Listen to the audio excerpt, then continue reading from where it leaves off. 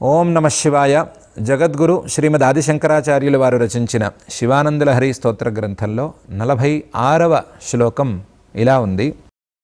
ఆకీర్ణే నఖరాజికాంతి విభవైరుద్యత్సుధా వైభవైః ఆధౌతే పిచ పద్మరాగలలితే హంసవ్రజైరాశ్రితే నిత్యం భక్తివధూగణైశ్చరహసి స్వేచ్ఛా విహారం కురు స్థిత్వా మానసరాజహంసగిరిజానాథాంఘ్రి సౌధాంతరే. ఈ శ్లోకంలో ఆచార్యుల వారు తన మనస్సుని ఒక హంసగా కల్పించుకుని ఆ హంసకు పార్వతీపతి యొక్క పాద పద్మాలు అనేటువంటి సౌధంలో నివాసం ఉండు, నిత్యం అక్కడే నివాసం ఉండు అనే ఉపదేశాన్ని చేస్తున్నారు. గత శ్లోకంలో పక్షి యొక్క గూడు ప్రస్తావనకు వచ్చింది కాబట్టి పక్షి గూడు అదైతే పక్షులలో కల్లా ఉత్తమమైనటువంటి పక్షిగా కొనియాడబడేటువంటి హంస ఎక్కడ ఉండాలి, ఆ హంస గూడు ఎలా ఉండవచ్చు అనేటువంటి విషయాన్ని దృష్టిలో ఉంచుకుని ఆ హంస గూడు సామాన్య పక్షుల గూడు లాంటి గూడు కానక్కర్లేదు, ఒక మానవులు నివసించేటువంటి భవనమే కూడా కావచ్చు. అలాంటి భవనంలో ఈ మానస హంస, మనస్సు అనబడేటువంటి హంస నివాసం ఉండాలి అనేటువంటి కల్పనతో ఈ శ్లోకాన్ని రచిస్తున్నారు. భవనం అని అనగానే మనకు గుర్తొచ్చేటువంటి అంశాలు కొన్ని ఉంటాయి కదా. భవనానికి మంచి పెయింట్ వేసి ఉండాలి, ఆ భవనంలో లైటింగ్ బాగుండాలి, మంచి లైట్స్ ఉండాలి. అలాగే భవనం యొక్క కలరు తెల్లగా ఉంటే మంచిది, తెలుపుకి కాస్తంత విలువ ఉంది. తెల్లగా మాత్రమే ఉండటం కాకుండా అక్కడక్కడ కావలసినటువంటి రంగులు ఉండాలి. కనీసం ఒక చోటైనా ప్రధానమైనటువంటి ప్రదేశంలోనైనా సరే రంగు మారి ఉండాలి. ఆ భవనం నివాసయోగ్యంగా ఉండాలి. భవనం నివాసయోగ్యంగా ఉన్నది అనే దానికి చిహ్నంగా, దానికి సాక్ష్యంగా కొంతమంది అక్కడ నివాసం ఉంటూ ఉండాలి. కొంతమంది నివాసం ఉండటం ద్వారా ఈ భవనం నివాసయోగ్యం అని ధృవీకరించి ఉండాలి. ఎన్ని చెప్పుకున్నా, భవనాలు ఎన్ని ఉన్నా సరే ఆ భవనాలకు గృహిణి లేనిదే విలువ రాదు. నగృహం గృహమిత్యాహు గృహిణీ గృహముచ్యతే అని అంటారు. గృహిణి లేనిదే ఆ భవనానికి విలువ లేదు. కాబట్టి ఆ ఇంటికి ఒక ఇల్లాలు కూడా ఉండాలి. ఆ ఇంటి యజమాని భార్య, ఇంటికి ఇల్లాలు తప్పనిసరిగా ఇంట్లో ఉండాలి. అదేవిధంగా ఆ గృహం లేదా ఆ భవనం కాస్తంత రహస్యాన్ని కాపాడేదిలాగా ఉండాలి. కొంచెం రహస్యాలు ఉంటాయి. కాస్తంత విశ్రాంతి తీసుకునేటువంటి సందర్భంలో కానీ మరొక సందర్భంలో కానీ రహస్యాన్ని కాపాడేటట్లుగా ఇల్లు ఉండాలి. మరీ ట్రాన్స్పరెంట్గా ఇల్లు ఉండాల్సిన అవసరం లేదు. ఇలాంటి భవనాన్ని ఒకదాన్ని దృష్టిలో ఉంచుకుని ఈ భవనం గిరిజానాథాంఘ్రి సౌధాంతరం, గిరిజ హిమాలయం యొక్క పుత్రి అయినటువంటి పార్వతీదేవి యొక్క నాథుడు, పార్వతీపతి అయినటువంటి పరమేశ్వరుడు, ఆయన యొక్క పాదార విందాలు అనేటువంటి సౌధం ఈ భవనం. ఈ సౌధంలో, ఈ భవనంలో మానస రాజహంస, నా మనస్సు అనేటువంటి ఓ రాజహంస, హంసలలో కల్లా శ్రేష్టమైనటువంటి ఓ హంస, నీవు నివాసం కురు, నివాసం చెయ్యి, నివాసం ఉండు. ఈ భవనం ఎలాంటిది అంటే ఆకీర్ణే నఖరాజి కాంతి విభవై. భవనానికి కాస్తంత లైట్స్ ఉండాలి అని అనుకున్నాం కదా, దీపాలు చక్కగా ఉండాలి, దీపాల వెలుగులు అందంగా ఉంటూ ఉండాలి అని అనుకున్నాం కదా. ఈ పరమేశ్వరుడి యొక్క పాదార విందాలు అనేటువంటి భవనానికి కూడా చక్కటి లైట్స్ ఉన్నాయి. ఏమిటి అంటే ఆ పరమేశ్వరుడి యొక్క పాదార విందాల యొక్క చివర్లలో ఉండేటువంటి గోళ్ళ యొక్క కాంతులు. నఖ రాజి కాంతి విభవై. మొత్తం 10 నఖాలున్నాయి, 10 గోళ్ళున్నాయి. ఆ 10 గోళ్ళు మహాపురుష లక్షణం ప్రకారం చక్కగా ఎరుపు దగ్గరగా ఉండేటువంటి రంగులో ప్రకాశిస్తున్నాయి, దీపాలలాగా ప్రకాశిస్తున్నాయి, అందంగా ఉన్నాయి. నఖ రాజి కాంతి విభవై ఉద్యత్ సుధా వైభవై. ఈ భవనానికి తెల్లని రంగు పోయబడి ఉంది. ఎందుకంటే ఆ పరమేశ్వరుడి యొక్క పాదార విందాల యొక్క రంగు తెల్లని రంగు కాబట్టి, ఆయన విశదాకృతి కాబట్టి ఉద్యత్ సుధా వైభవై. ఆధౌతేపి మొత్తం తెల్లగా ఉన్నప్పటికీ పద్మరాగ లలితే, పద్మాల్లాంటి పాదాలు కాబట్టి, లలితమైనటువంటి పాదాలు కాబట్టి కొద్దిగా ఎర్రవాగు కూడా అందులో చేరి ఉంది. పద్మరాగ లలితే హంసవ్రజైరాశ్రితే. ఈ పాదపద్మం అనేటువంటి భవనాన్ని నీలాంటి అనేక మానస రాజహంసలు ఆశ్రయించుకుని ఉన్నాయి.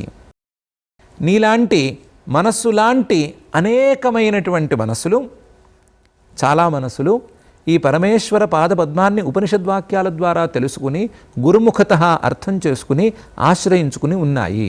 హంసవ్రజై ఆశ్రితే నిత్యం భక్తి వధూ గణైశ్చ.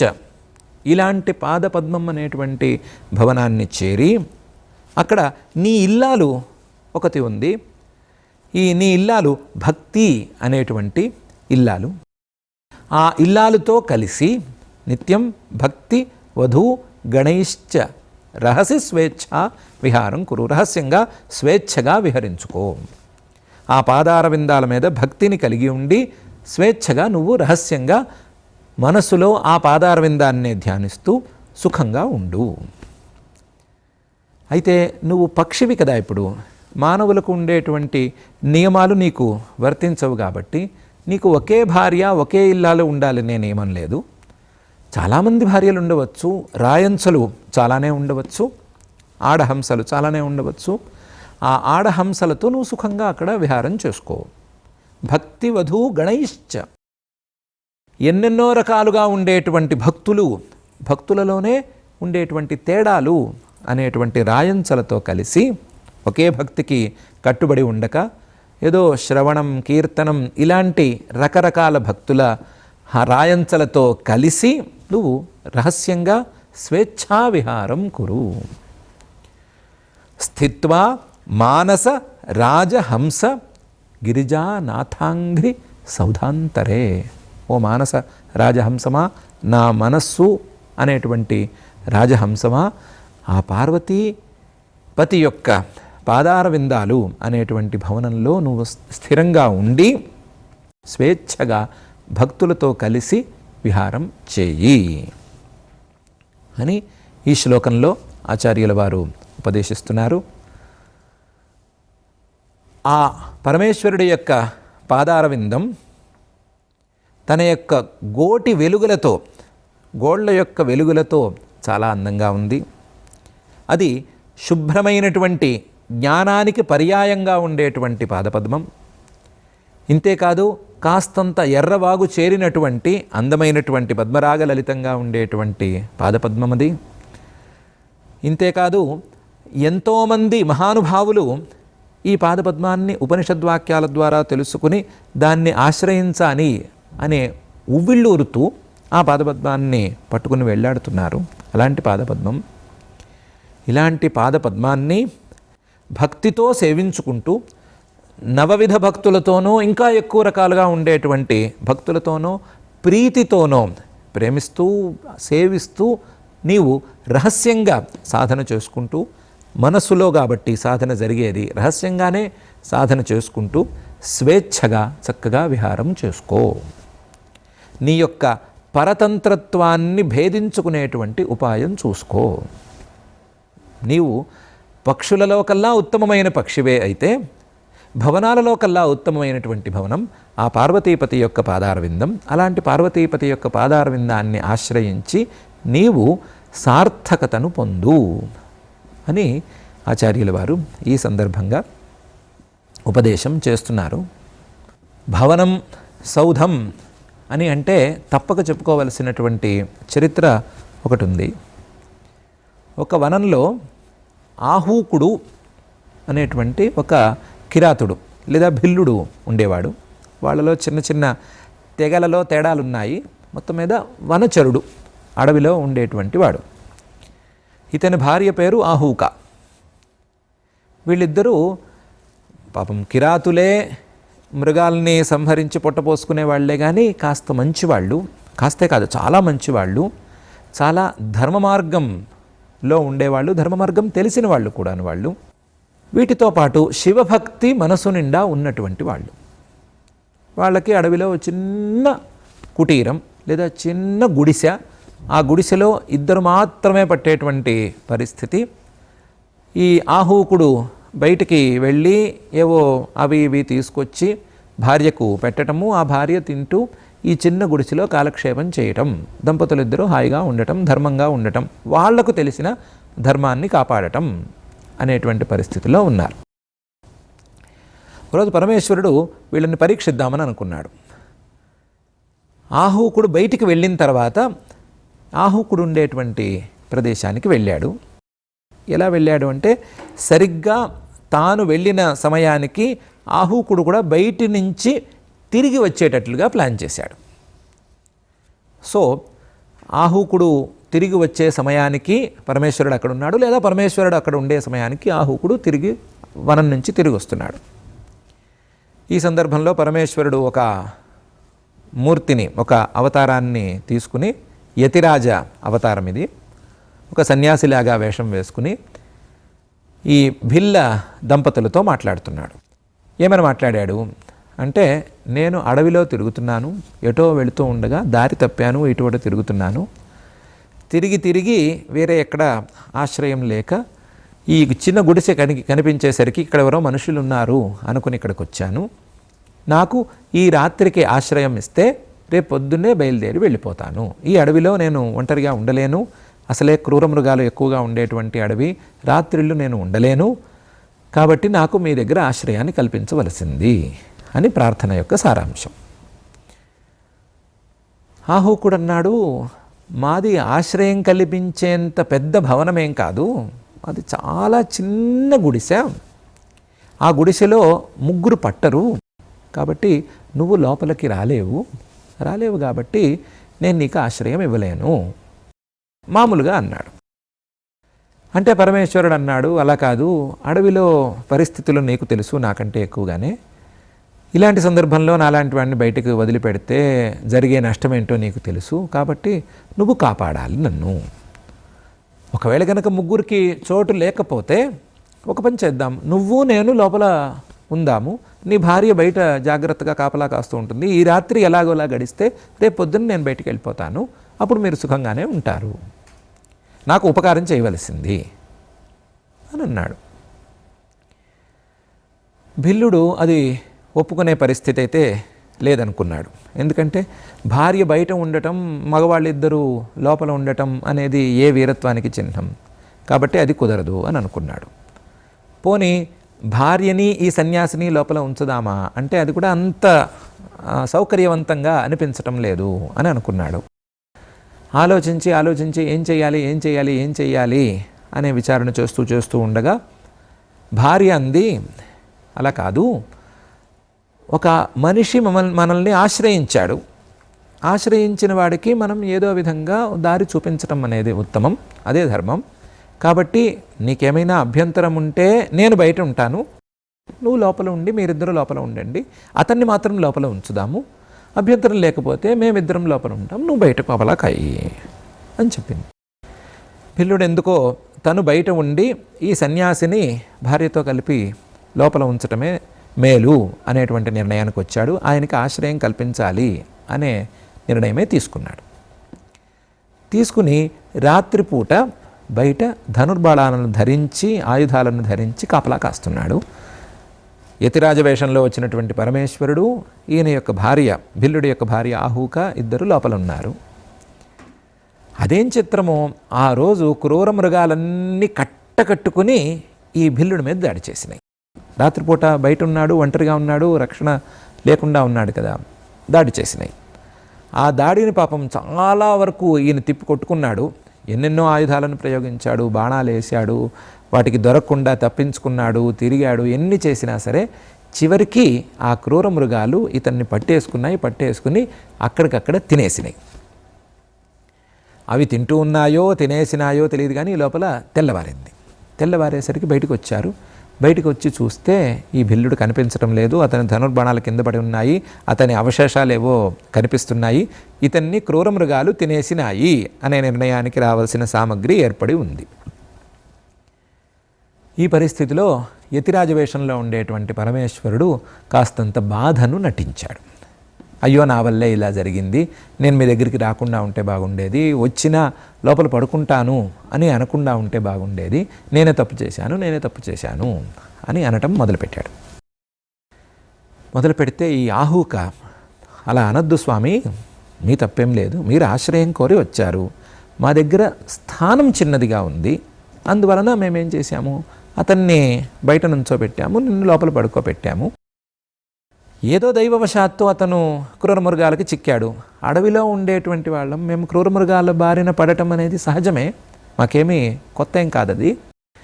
ఈరోజు నాకు నష్టం జరిగింది ఇంతేను, నీకు చేయవలసినటువంటి ఉపచారం చేశామనే తృప్తితో ఉన్నాను, నా భర్త లేడు కాబట్టి నేను ఇప్పుడు సహగమనం చేస్తున్నాను అని అప్పటికప్పుడు ఎండు కట్టెలను తీసుకొచ్చి అక్కడ అగ్నిని మండించి దూకటానికి సిద్ధమైంది.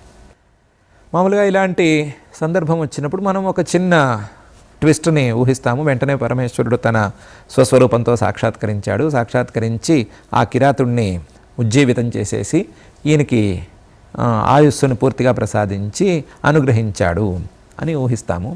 కానీ పరమేశ్వరుడి లీల చాలా విచిత్రంగా ఉంటుంది కదా. పరమేశ్వరుడు తన స్వస్వరూపంతోనైతే సాక్షాత్కరించాడు, కానీ తన స్వస్వరూపంతో సాక్షాత్కరించి ఈ ఆహూకని చక్కగా స్తుతి చేశాడు, కానీ మీలాంటి దంపతులను నేను ఇంతవరకు చూడలేదు. ఇలాంటి ధర్మ మార్గంలో ఆలోచన ఉండేటువంటి సాత్వికమైనటువంటి వాళ్ళని నేను చూడనే లేదు. చాలా గొప్ప దంపతులు మీరు. ఈరోజు మీరు నాకు చేసినటువంటి సేవలకు ప్రతిఫలంగా వచ్చే జన్మలో మీరు రాజకుమారులై పుడతారు. నీ భర్త ఆహూకుడు నలుడు అనేటువంటి పేరుతో నిషధ దేశానికి రాజుగా పుడతాడు. నీవు దమయంతి అనే పేరుతో విదర్భ దేశానికి రాకుమారిగా పుడతావు. మిమ్మల్ని ఇద్దరిని నేనే ఆ జన్మలో హంస రూపాన్ని ధరించి కలుపుతాను. మీ ఇద్దరికీ దౌత్యాన్ని నేనే చేపడతాను. మీ ఇద్దరికీ సంబంధం కలిపేందుకు వీలుగా కావాల్సిన మాటలను నేనే చెబుతాను. నేను మాటలు చెప్పడంలో చాలా నేర్పరిని, అందువలన ఆ నేర్పుని అక్కడ ప్రకటించి మీ ఇద్దరిని ఆ జన్మలో కలిపి మిమ్మల్ని మహారాజభోగాలకు గురి చేస్తాను. ఇది మీకు నేను ఇచ్చేటువంటి వరం అని చెప్పి వరం ఇచ్చి అక్కడికక్కడ వాళ్ళిద్దరి జన్మలను పూర్తి చేసి ఆయుస్సు తీరిపోయింది అనే విషయాన్ని వారికి చెప్పకుండా, ఆయుస్సు తీరిపోవటం వల్లనే వీళ్ళిద్దరూ గతించారు అనే విషయాన్ని ప్రకటించకపోయినా కొత్త జన్మలో ఏం జరగాలి అనే విషయాన్ని వాళ్ళకి నిర్దేశించి వాళ్ళకు ఉత్తమ జన్మలిచ్చి ఆ జన్మల తరువాత వారు మోక్షానికే వెళ్ళేటువంటి పరిస్థితిని ప్రసాదించాడు అని మనకు పురాణం తెలియజెబుతోంది. సౌధం అంటే గుర్తొచ్చింది, భవనం అంటే గుర్తొచ్చింది. భవనం అంటే చాలా పెద్దదై ఉండనక్కర్లేదు, కానీ మనస్సు మాత్రం చాలా పెద్దదిగా ఉండాలి, చాలా విశాలంగా ఉండాలి. ధర్మ మార్గాన్ని బట్టి పట్టినట్టు ఉండాలి, ధర్మ మార్గంలో మనస్సు ఉండాలి. అలాంటి మనస్సే ఉంటే గనక వాళ్ళు కిరాతులైనా మరొకరైనా సరే పరమేశ్వరానుగ్రహానికి పాత్రులు అవుతారు, అయి తీరతారు అనే విషయంలో సందేహం అక్కర్లేదు. పరమేశ్వరానుగ్రహానికి పాత్రులు అయ్యారు కాబట్టే నలుడి యొక్క స్మరణ కానీ దమయంతి యొక్క స్మరణ కానీ కలిదోషాలను కూడా అపహరిస్తుంది, కలిదోషాలను కూడా లేకుండా చేస్తుంది అనే విషయం లోకంలో ప్రసిద్ధంగా ఉంది. నలుడి యొక్క స్మరణ చేసినట్లయితే, దమయంతి యొక్క స్మరణ చేసినట్లయితే కర్కోటకుడి స్మరణతో పాటు అలాగే ఋతుపర్ణుడి యొక్క స్మరణతో పాటు వీళ్ళిద్దరి స్మరణ చేసినట్లయితే కలిదోషాలు పోతాయి అని కర్కోటకస్య నాగస్య దమయంత్యా నలస్య చ ఋతుపర్ణస్య రాజర్షేహే కీర్తనం కలినాశనం అనే శ్లోకం చెబుతోంది. అలా కలినాశన కారణమైనటువంటి చరిత్రను కలిగి ఉండటానికి ఈ దంపతులకు గత జన్మలో ఉండేటువంటి ఈ పరమేశ్వర భక్తి, గత జన్మలో ఉండేటువంటి ధర్మ మార్గ శ్రద్ధ, గత జన్మలో ఉండేటువంటి ధర్మ మార్గ సత్య మార్గ నిష్ఠ అనేది కారణం అనే విషయం తెలుస్తోంది. ఇలా మనస్సును పెద్దది చేసుకుని మనసులో ధర్మ మార్గాన్ని ప్రతిష్ఠింపజేసుకుని మనస్సును రాజహంసను చేసుకుని మనస్సు ఒక పిట్ట స్థాయి నుంచి ఒక పక్షి స్థాయి నుంచి పెంచి రాజహంసగా మనస్సును చేసుకుని ఆ రాజహంసను తీసుకెళ్ళి గిరిజానాథాంఘ్రి సౌధాంతరే, మనస్సులో పార్వతీపతి అయినటువంటి పరమేశ్వరుడు తప్ప మరొకరు ఉండనటువంటి పరిస్థితి దాకా సాధకుడు ఎగబాకి తన జీవితాన్ని సార్థకం చేసుకోవాలి అనేటువంటి అంశాన్ని ఆచార్యులు వారు ఈ శ్లోకంలో చూపించదలుచుకున్నారు. అందుకనే ఆకీర్ణే నఖరాజి కాంతి విభవై ఉద్యత్ సుధావైభవై ఆధౌతేపి చ పద్మరాగలలితే హంసవ్రజైరాశ్రితే నిత్యం భక్తివధూగణైశ్చ రహసి స్వేచ్ఛా విహారం కురు స్థిత్వా మానస రాజహంస గిరిజా నాథాంఘ్రి సౌధాంతరే అనే శ్లోకాన్ని దయచేస్తున్నారు. ఈ శ్లోకంలో కేవలం భవనం లేదా శంకర పాదపద్మం, ఆ పాదపద్మాన్ని మనసులో ఉంచుకోవటం అనే అంశాలను ప్రస్తావన చేయటం ద్వారా ఆచార్యులు వారు పరిసమాప్తి చేయదలుచుకోలేదు. ఈ శ్లోకంలో చెప్పినటువంటి కొన్ని అంశాలను చాలా శ్రద్ధగా పరిశీలించాలి అనేటువంటి అభిప్రాయాన్నే ఈ శ్లోకంలోని కొన్ని పదాల ద్వారా వ్యక్తపరుస్తున్నారు. అవి ఆకీర్ణే నఖరాజి కాంతి విభవై, గోళ్ళ యొక్క కాంతులు, వీటి గురించి ప్రస్తావన చేస్తున్నాం కదా, ఇవి ఎలాంటివి అని చూసుకోమని ఆచార్యులు వారు చూపిస్తున్నారు. గోళ్ళు ఎన్నున్నాయి, ఆ గోళ్ళ యొక్క కాంతులను అందంగా ఉన్నాయి అని చెప్పటం ద్వారా ఏమి చెప్పదలుచుకున్నాము అనే సంగతి చూసుకోవాలి.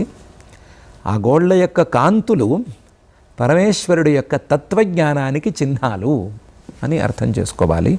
తత్వజ్ఞానం ఎంత కాంతివంతంగా ఉంటుందో, తత్వజ్ఞానం యొక్క రంగులు ఎన్ని రకాలుగా ఉంటాయో, ఎంత ఆశ్చర్యకరంగా ఉంటాయో, అలాగే పరమేశ్వరుడి యొక్క ఈ నఖాలు అంత కాంతివంతంగా ఉన్నాయి అనే విషయాన్ని చూపిస్తున్నాము.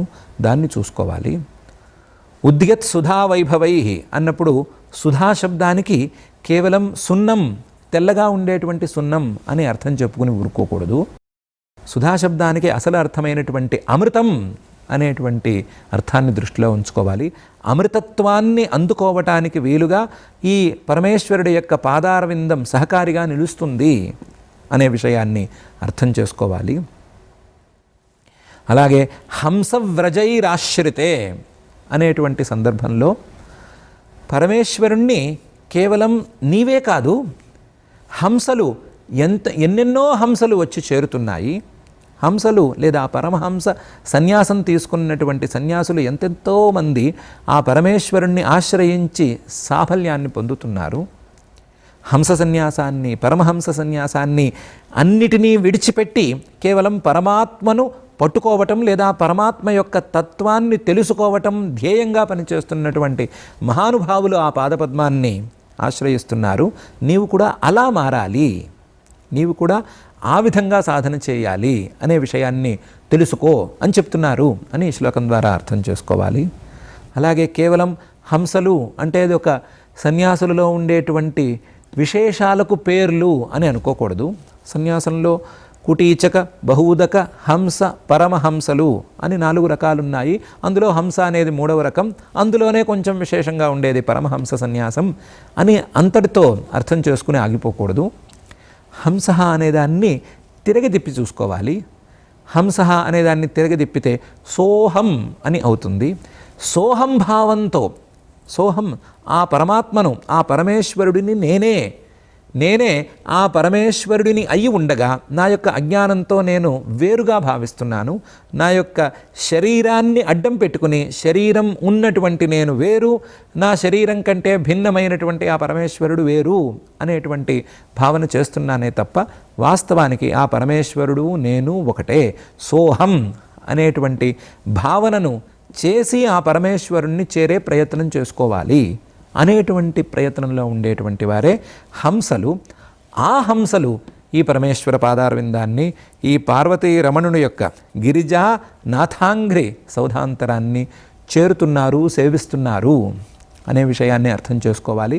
దానికి తగ్గట్లుగా ఇందులో ఉండేటువంటి పదాలను అర్థం చేసుకోవాలి. అదేవిధంగా ప్రాథమిక స్థాయిలో ఈ సోహం అనేటువంటి భావన కానీ, పరమేశ్వరుడు నేను ఒకటే అనేటువంటి భావన కానీ అర్థమయ్యే ఛాన్స్ లేదు. ఇది కనీసం ఎక్కేందుకు కూడా, ఒప్పుకునేందుకు కూడా వీలు ఉండదు. ఇలాంటి స్థితిలో సరే పరమేశ్వరుడు వేరే అనుకుందాము, పరమేశ్వరుడు నాకంటే ఉత్తముడు, పరమేశ్వరుడు సర్వోన్నతుడు, పరమేశ్వరుడు సర్వేశ్వరుడు, ఆయనను భక్తిగా కొలవటమే నాకు ఉన్నటువంటి పని అనేటువంటి అభిప్రాయంతోనైనా ఉండాలి. ఆ భక్తులను పెంచుకోవాలి. భక్తుల్లో ఎన్ని రకాలు ఉంటే అన్ని రకాలను అలవరుచుకోవాలి. అలవరుచుకొని ఆ భక్తిలో ప్రధానమైనటువంటి, భక్తితత్వంలో ప్రధానమైనటువంటి ప్రేమను ఈ పరమేశ్వరుడితో పెంచుకోవాలి.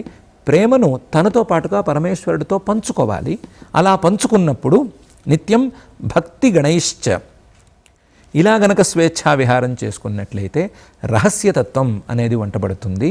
అప్పుడు ఆ రహస్యతత్వం గనక వంటబడినట్లయితే స్వేచ్ఛా విహారం కురు, నీకు ఉండేటువంటి పరతంత్రత్వాన్ని విడిచిపెట్టి నువ్వు కూడా పరమేశ్వరుడిలాగా స్వతంత్రంగా అయిపోతావు అనేటువంటి అంశాన్ని కూడా ఇందులో గుచ్చి ఉంచాము.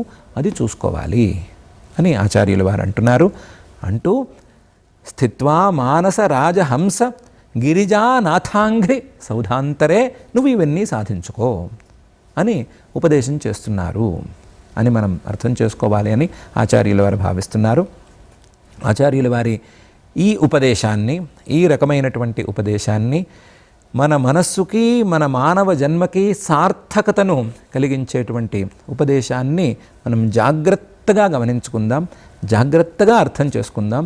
ఇందులో వారి తాత్పర్యాన్ని కనిపెడదాం. ఆ తాత్పర్యానికి మూలమైనటువంటి శృతివాక్యాలను పసిగట్టి వాటి యొక్క సారాన్ని మనసులో నింపుకుని ఆ పరమేశ్వర పాదపద్మాన్ని ఆశ్రయించి మనం కూడా సోహం భావంలో నిమగ్నమైపోదాం. ఓం నమః శివాయ.